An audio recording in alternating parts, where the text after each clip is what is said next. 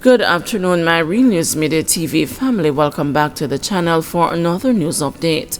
And in the news this afternoon, Collymore was due to receive a massive financial windfall in event of wife's death. Barbados-born businessman Omar Collymore, who is on trial for reportedly masterminding the murder of his wife, was the sole beneficiary of her $21 million life insurance and was also allotted 70% of her second life insurance policy, which was worth $80 million. The couple's two children were the other beneficiaries of the second policy, with 15% each.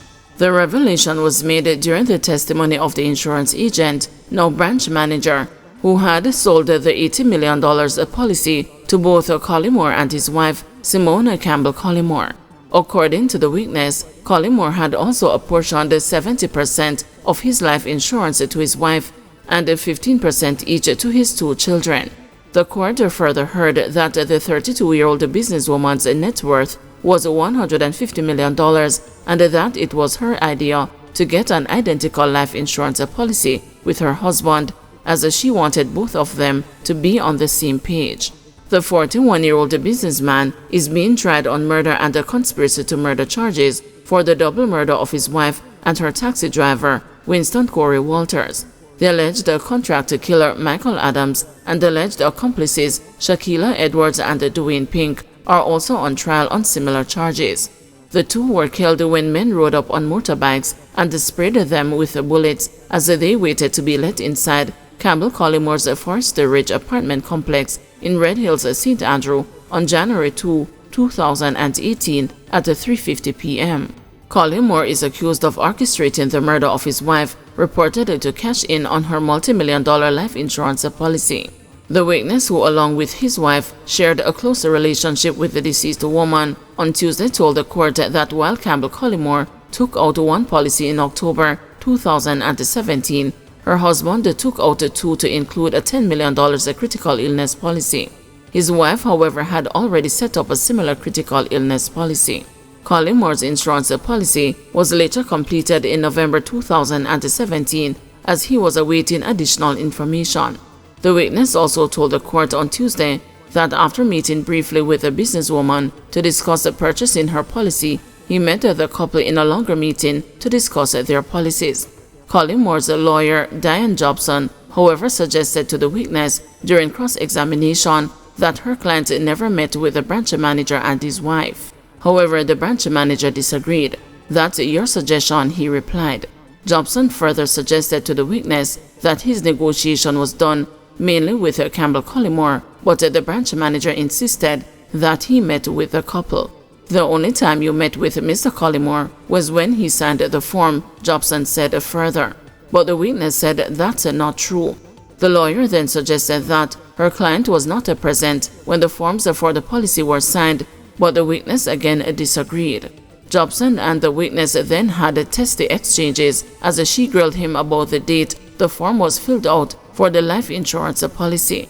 She asked him if the date written on the application was the date when the policy had been signed off on, to which he explained that the date might not be the actual date, as some forms may require additional information.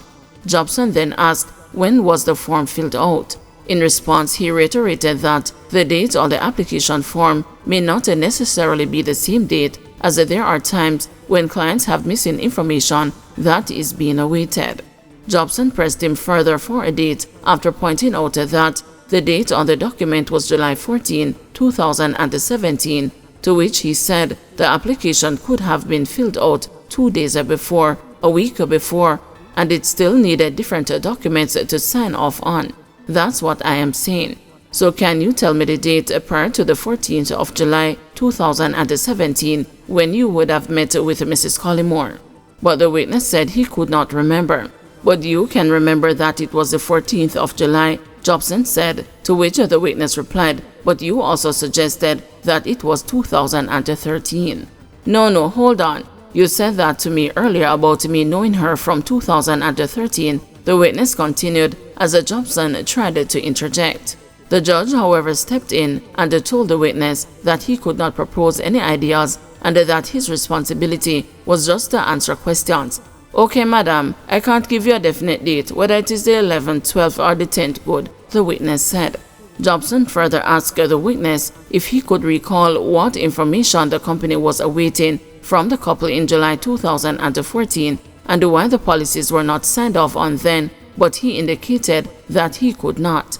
Recalling his testimony about the cancellation of Collimore's policy, she asked if he had had a role to play in the cancellation and if the reason had been given. The witness said it was not his role to cancel policies and that it was done by the company, which had done its investigation after Campbell Collimore's death. The trial will continue today. Education Ministry struggling to provide the shadows for vulnerable students. Minister of Education and Youth Favour Williams says her ministry is experiencing difficulties with providing shadows for vulnerable students. Shadows are individuals assigned to children with special needs and behavioral issues. Minister Williams said the ministry has been working to provide the much-needed service. We have at least 400 of them in the system currently that are paid for by the Ministry of Education and Youth. And I want to say, when we look at our requests for shadows still, we have over 300 requests still for shadows. So there is still a gap that we need to fill. It is an important offering of the education system for children. Mrs. Williams was speaking during Wednesday morning's post-cabinet press briefing. The minister also announced that its education philosophy for schools has been finalized. The document, which was established out of a recommendation from the 2021 Orlando Patterson Commission the Reform of Education in Jamaica's report. The philosophy sees learning as a collaborative effort between educators, students, and the curriculum while pursuing efforts to ensure widespread acceptance. 13-year-old missing since Monday. 13-year-old Tenley Whitaker, a second-form student of St. Hugh's High School, has been missing since Monday and her family is worried sick.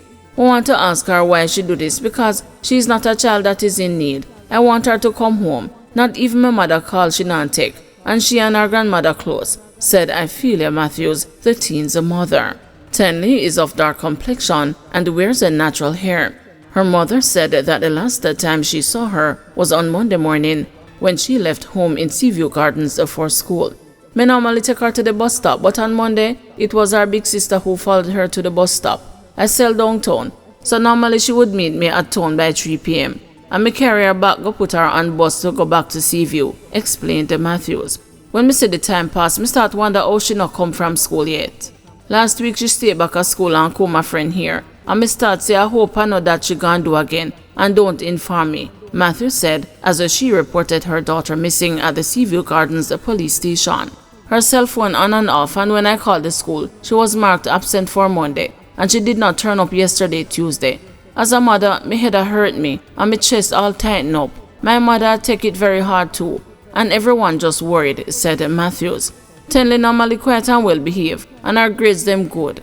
Anyone knowing the whereabouts of Tenley Whitaker is being asked to call 119 or the Seaview Gardens Police at 876-997-9372.